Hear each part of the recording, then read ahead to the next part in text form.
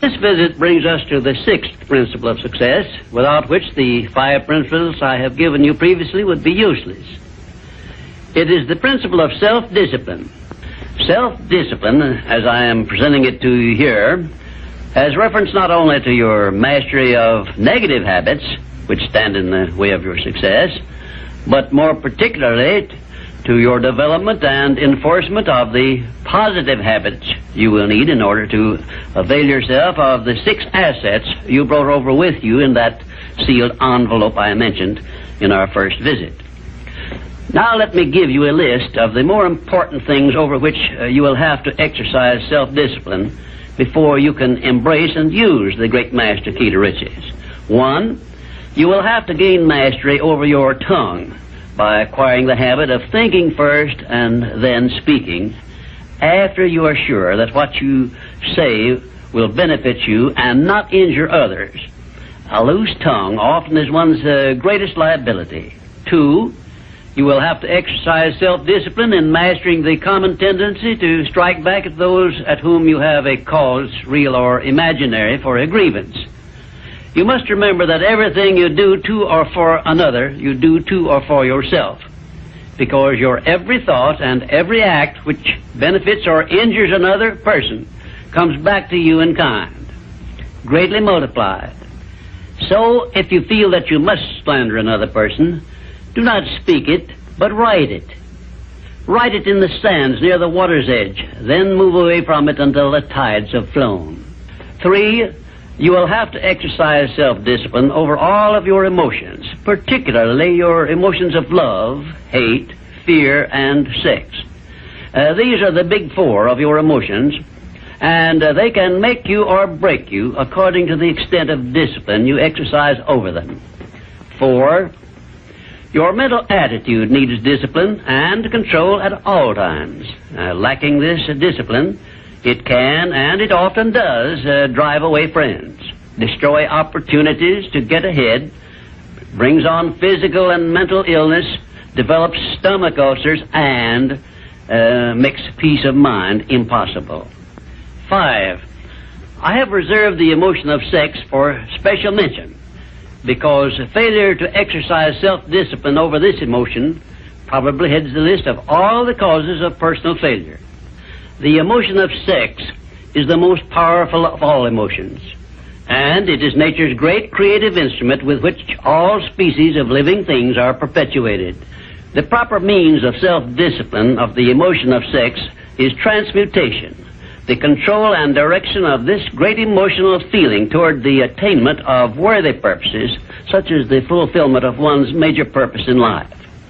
The great leaders, artists, orators, industrialists, and professional people have learned the art of sex transmutation through the proper system of self-discipline. Because of the delicacy of the subject of sex emotion, I am limited as to the information I can give you about it on this visit, but I have covered the subject much more in detail in some of my books. And 6, your stomach also needs discipline through the proper habits of dieting and fasting, because information on dieting and fasting should come from your own doctor. I will not go into details concerning them, except to call your attention to the need for knowledge on this subject. Personally, I attribute my sound physical health mainly to the habits of dieting and fasting which I have developed through the years.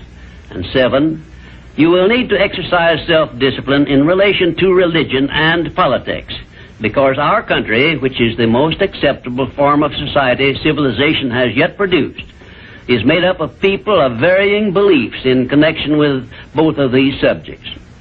To be happy and prosperous in our country, we must learn to live and to let live, to give others the privileges we ask and demand for ourselves. And this often calls for strict discipline over self. 8, but I have reserved until the last my reference to the most important circumstances over which you must exercise the strictest of self-discipline if you are to embrace and use the great master key to riches. I have reference to your profound privilege of taking possession of your own mind and directing it to whatever ends you may desire. You cannot take possession of your own mind or direct it to definite ends without a practical system. I have devoted the better portion of my past life to the revelation and presentation of such a system. And I know that this system works because it has been successfully used by many millions of people throughout the world. The system is not only practical and workable, but it is so simple that anyone who is ready for it may master it and use it successfully. Its use does not call for a genius nor a great amount of formal education. It calls only for a will to take possession of one's own mind and a definite purpose to which the mind is to be directed. Self-discipline by Thomas A. Edison made him the world's greatest inventor, who revealed to mankind during the first half of the 20th century more of nature's secrets than had been uncovered during the entire previous history of civilization. Self-discipline carried Wilbur and Orville Wright through a multitude of failures and enabled them finally to give the world its first practical airplane, an achievement which has made the world smaller and changed the entire trend of civilization. Self-discipline helped Helen Keller to triumph over deafness, blindness, and dumbness, a combination of afflictions such as most people never experience. Self-discipline helped me to carry on through years of heart-aching discouragement and defeat and give the world the first practical philosophy of success based on the know-how gained by hundreds of men and women who spent a lifetime by the trial and error method in discovery of the principles which lead to personal success. Self-discipline is among the top-ranking features of all the great religions, including, of course, the Christian faith. And there are some people who believe that our major purpose on earth is that of developing wisdom through struggle and self-discipline. One thing is certain: no one ever becomes very wise without the aid of self-discipline, and no one ever finds peace of mind and happiness without the strict exercise of self-discipline. Self-discipline is the only means of transmuting sorrow into faith. It is the only means by which we may transmute hatred of others into the milder emotion of sympathy for them. It is the only means by which we may reveal and profit by the seed of an equivalent benefit which comes with every adversity and every defeat. It is the only means by which we may shut out of our minds the deadly effects of past experiences of suffering and unpleasantness.